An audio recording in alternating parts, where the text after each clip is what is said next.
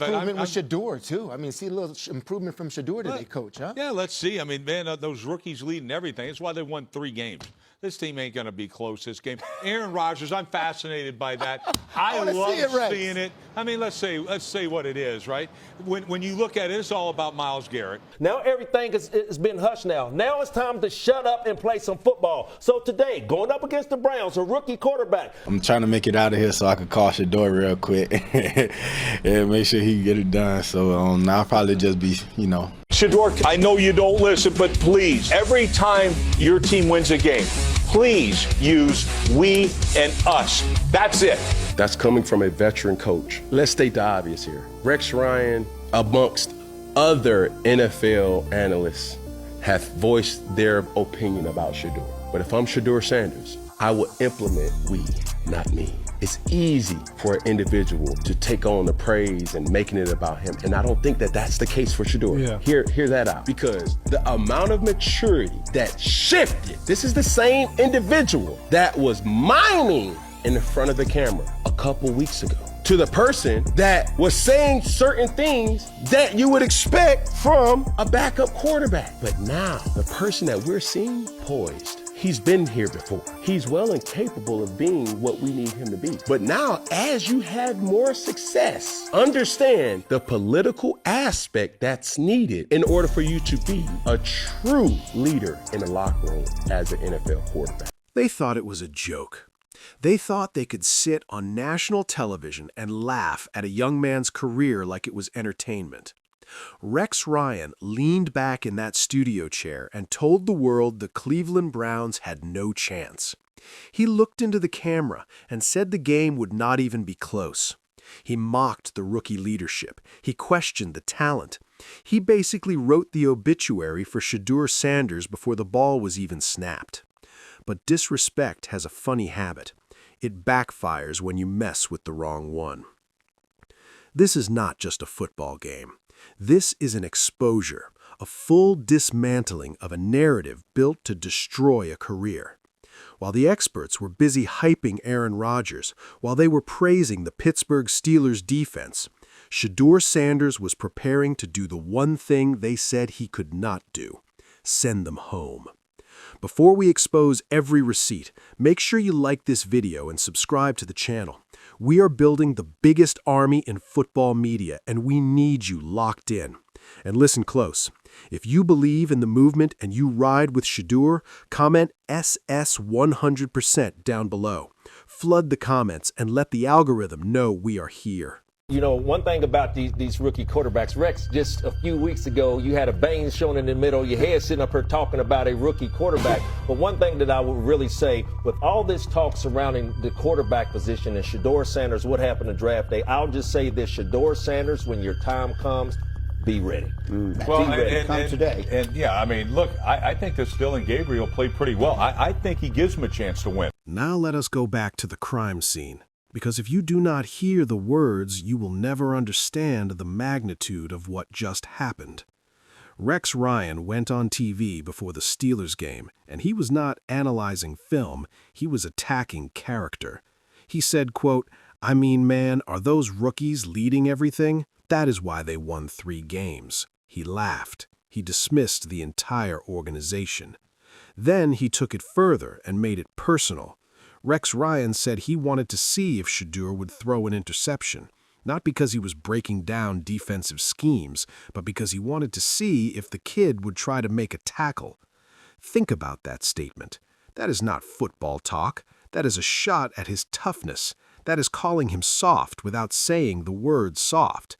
That is painting him like a selfish player who will not sacrifice for his team. Improvement with Shedeur, too. I mean, see a little improvement from Shedeur today, Coach, huh? Yeah, let's see. I mean, man, those rookies leading everything. That's why they won 3 games. This team ain't going to be close this game. Aaron Rodgers, I'm fascinated by that. I love seeing it. I mean, let's say what it is, right? When you look at it, it's all about Myles Garrett. Then Rex sealed it with the classic guarantee. This team ain't going to be close. He guaranteed a blowout. He hyped up Aaron Rodgers. He hyped up the Steelers' defense. He hyped up everybody except the quarterback standing on the other sideline. So what happened? The clock hit 0, and the scoreboard did not show a Steelers blowout. It showed a 13-10 victory for Shedeur Sanders and the Cleveland Browns. We all didn't expect this, of course, but I feel like with God, anything possible, everything possible. I don't feel like this happened, for no reason. Rex Ryan said it would not be close. He was right. It was not close. Because Shedeur closed the door. He ended it. He eliminated Pittsburgh from playoff contention. He took the rookie leadership that Rex mocked and he used it to drive a dagger into a division rival. While Rex was fascinated with Rodgers, while he was busy loving the veterans, the rookie walked into a hostile environment and delivered a win. Now Rex is quiet. Now the jokes are not funny. Because when you lie on national television, the receipts do not disappear. They multiply. But the story goes deeper than Rex Ryan getting embarrassed.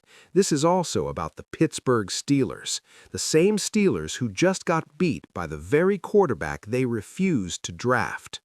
And what we learned about that draft decision is damning. Insiders have revealed the ugly truth. The Steelers never planned to draft Shedeur Sanders, not in the 3rd round, not in the 5th, not even if he fell to the 7th. Every instance since he's been the starter, he's been put in a position in front of the microphone where he's either asked point blank something to contradict his coach's beliefs in him, or play calls, or set up to help him succeed. Every single situation has either been point blank asked of him, or in this situation, the football gods place a legit question in front of him through the media saying, are you upset to be taken off the field? And he answered it. The report says even if he was sitting there for free, they were not taking him. And the reason is not talent, it is not arm strength, it is not football IQ. The insider said, quote, because of the hoopla they felt like that came with it. Let that sink in. A franchise that has been desperate for a quarterback, a team that has cycled through aging veterans and backups, a team watching its season collapse because it cannot score points, passed on franchise talent because of hoopla. They passed because his last name is Sanders. They passed because they were scared of cameras. They were scared of Dion. They made a football decision based on everything except football. And karma does not play fair, because the very player they rejected is the one who just ended their season. He is the one who sent them home. Now we have to talk about Mike Tomlin.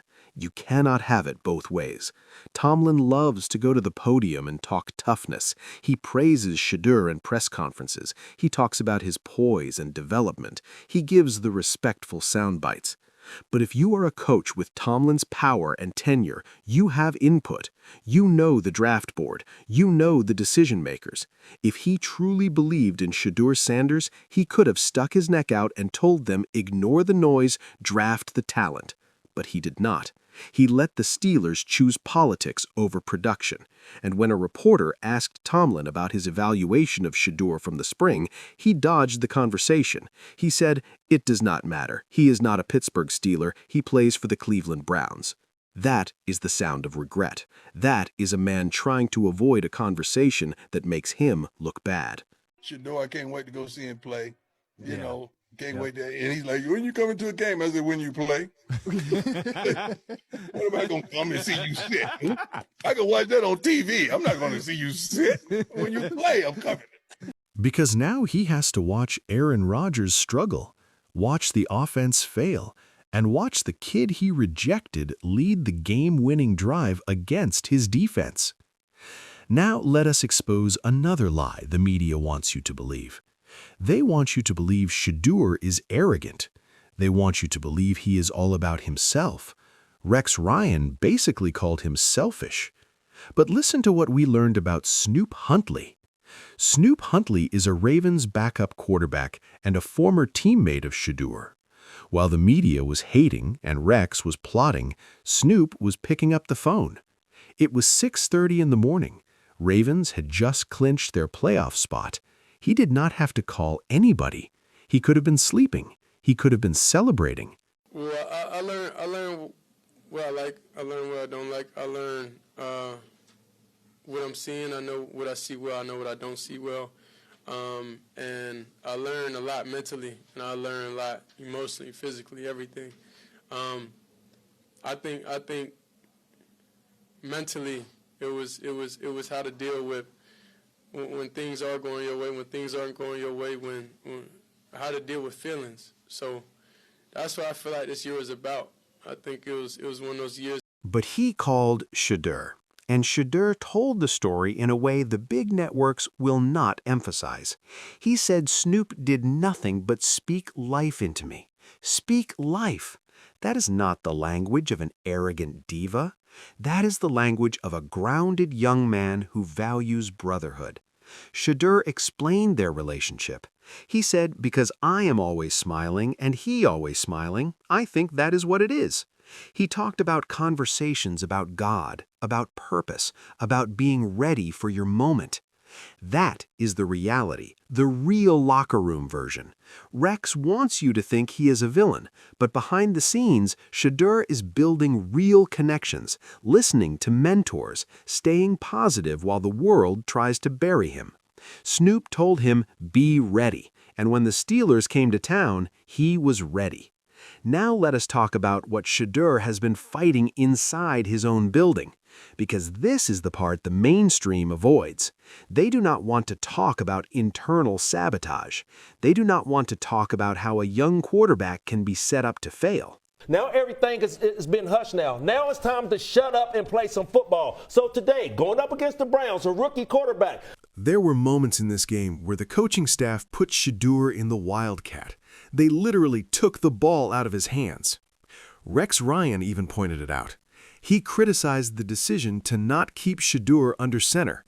For once, Rex almost stumbled into the truth, but he still missed the bigger picture. Shedeur has been fighting a war on two fronts. He is fighting the opposing defense, and he's fighting a coaching staff that buried him on the depth chart for months. He has only been taking real first-team reps for 3 weeks. 3 weeks. Most rookie quarterbacks get the whole offseason. They get camp, they get preseason, they get rhythm. Shedeur got thrown into the fire in the middle of a season with chaos all around him. And even with that, he is outperforming the veterans. An analyst said it perfectly. That is one thing you cannot say about Dylan Gabriel this year. They were not able to move the ball down the field like they can with Shedeur Sanders. Shedeur, I know you don't listen, but please, every time your team wins a game, please use we and us. That's it. That's coming from a veteran coach. Let's state the obvious here. Rex Ryan, amongst other NFL analysts, have voiced their opinion about Shedeur. But if I'm Shedeur Sanders, I will implement we, not me. It's easy for an individual to take on the praise and making it about him. And I don't think that that's the case for Shedeur. Yeah. Hear that out. Because the amount of maturity that shifted, this is the same individual that was miming in the front of the camera a couple weeks ago, to the person that was saying certain things that you would expect from a backup quarterback. But now, the person that we're seeing poised, he's been here before. He's well and capable of being what we need him to be. But now, as you have more success, understand the political aspect that's needed in order for you to be a true leader in the locker room as an NFL quarterback. That is not hype. That is film. They are getting into the red zone more. The offense looks more competent. They look like a real football team with him. And yes, he is not perfect. Nobody said he is perfect. The analyst mentioned the interception. It was a bad throw, rookie mistake. But then he said the part that matters. That will come with time. He is still very new to this. That is the difference between hate and analysis. A real analyst sees the mistake and sees the foundation. A hater sees the mistake and attacks character. Shedeur Sanders passed the test. He protected the football for the most part. He played smart. He managed the game. He did exactly what a young franchise quarterback is supposed to do. He found a way to win. So where do we go from here? The Steelers are going home. Their season is over. They have all offseason to think about that hoopla excuse. They have months to ask themselves what their team would look like if they drafted talent instead of fearing attention. Rex Ryan has to sit back on TV next week and explain why he was so wrong. He has to explain why the team he laughed at just beat the team he hyped up. And Shedeur Sanders is playing for something bigger than one win. The main thing for Shedeur is to show he is QB1 going into next year. He is auditioning for the future. He is showing ownership he is the guy. He is showing the locker room he is the leader. Every snap is a statement. Every throw is a resume builder. And the schedule does not get easier. He still has games left against Joe Burrow and the Bengals. That is real pressure. That is real evaluation. But his mentality is not changing.